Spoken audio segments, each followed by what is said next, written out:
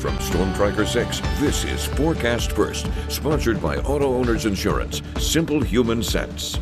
Well, we've seen pretty nice weather across the area today. 78 degrees into Jackson and Hillsdale. We're looking at 79 degrees in Lansing and Grand Ledge. Yes, we're still seeing a little bit of that wildfire smoke, but there is some improvement in the forecast as we head into the day on Tuesday and even into Wednesday. Although we do still have this air quality advisory throughout the day on Tuesday, some of the southern counties will expire for tonight and even into tomorrow.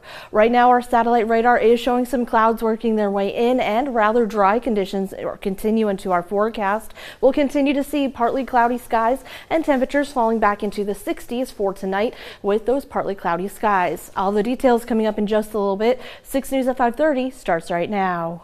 WLNS is here for you, celebrating 75 years of bringing you the news with 6 News at 5:30.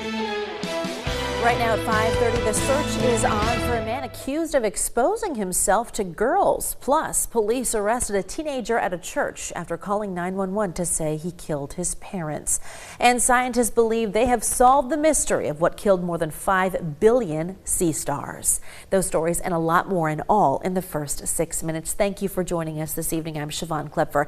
Let's go ahead and start that clock. And we begin tonight in Oakland County, where police want people to know about a man who's been exposing himself to children. Be on the lookout. The sheriff's office says the man exposed himself towards a group of preteen girls last week on Tuesday outside of a Shake Shack in Rochester Hills, and police say there was a similar case in Auburn Hills the same day. The girls reportedly yelled at him, and when adults came over, the man ran away.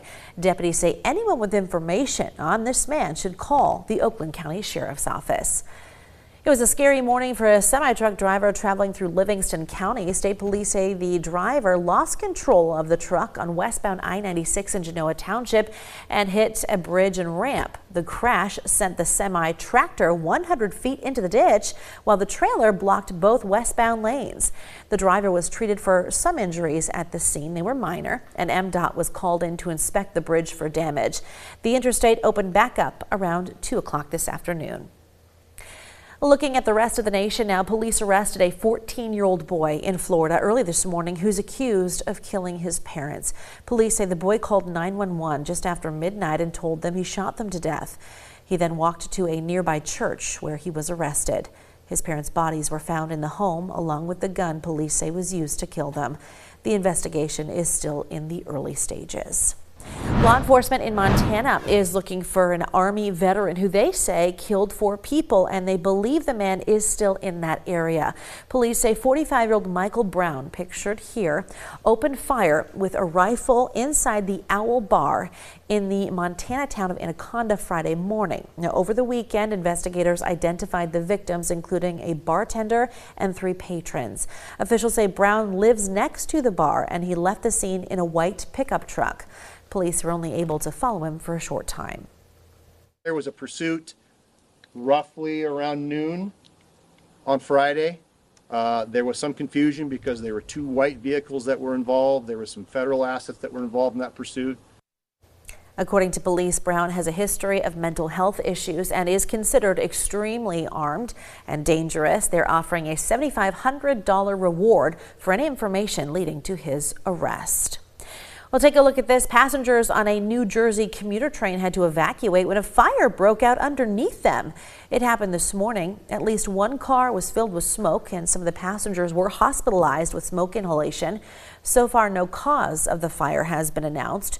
Trains carry an average of about 165,000 passengers daily across the Hudson River from northern New Jersey into Manhattan.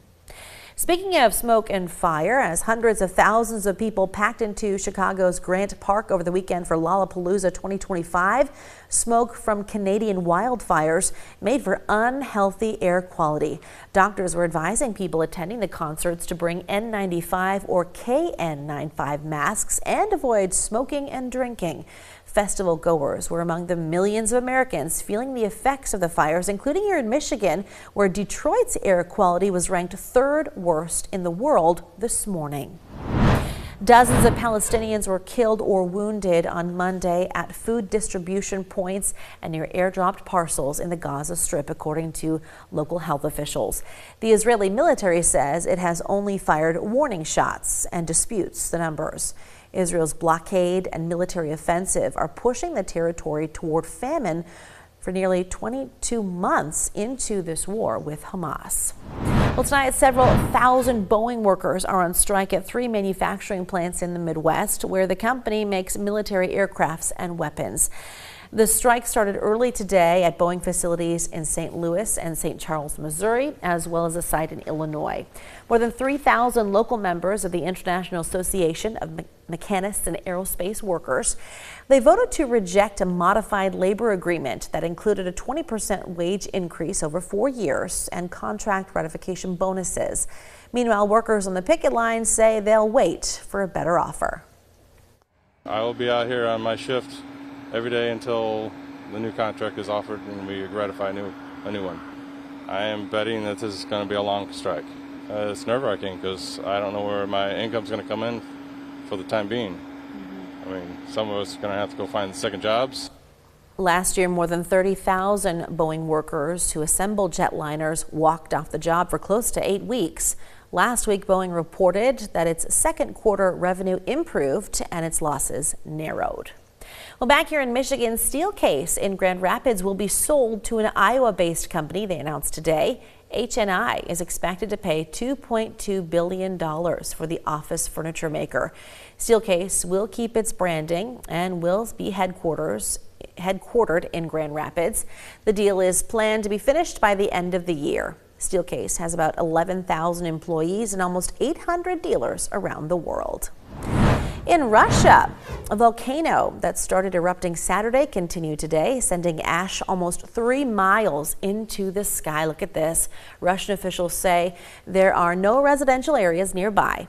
Now, this is the first known eruption of the volcano in 500 years. This comes after last Tuesday's earthquake in the region, which hit 8.8 on the Richter scale. Meanwhile, on North America's west coast, scientists say they have solved the mystery of what killed more than 5 billion sea stars over the last decade. They say they found a bacteria responsible for causing a wasting disease epidemic among sea stars from Mexico to Alaska, and now they can begin working on a cure. Sea stars, or starfish, are important to Pacific ecosystems since they have big appetites and eat, quote, almost everything that lives on the bottom of the ocean. And another animal to wrap up our first 6 minutes of news. A 5-foot-long water monitor lizard named Goose is finally home after a 13-mile journey through New England. Police say Goose escaped a private Massachusetts home about 2 weeks ago and was spotted about 5 miles away in Connecticut a week later, but he wasn't caught until he came back over the state line Saturday, but still 13 miles from where he started. He's now at a new home at a nonprofit animal sanctuary. It's a good-sized lizard.